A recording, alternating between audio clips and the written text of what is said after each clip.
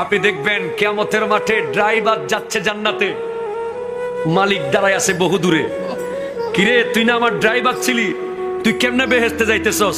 কয় স্যার, আপনি আমার যে টাকা দিতেন এনতে একটা 150 টাকার প্লাস্টিকের কল মসজিদের উজুখানায় কিনা দিছিলাম।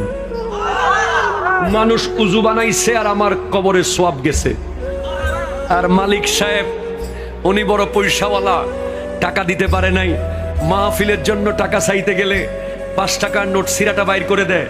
আর যেই টাকাগুলো দোকানে চলে না, টেম্পুতে চলে না, বাসে চলে না, জুমার দিন মোটামুটি চালাই দেয়। কথা কোনো ঠিক কিনা জোরে বলেন না। এরকম লোক সমাজে আছে না নাই?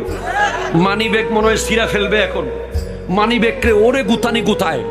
100 টাকার নতুন নোটটা দেখে এটা 500 টাকা তুই কিনলে আইসস। খবর আছে কিয়ামতের মাঠে তারা যখন উঠবে তাদের গায়ে আগুনের তীর মারা থাকবে, তীর। যারা টাকা আসে কিন্তু আল্লাহর রাস্তায় দেয় নাই। কথা কোন ঠিক কিনা জোরে বলেন।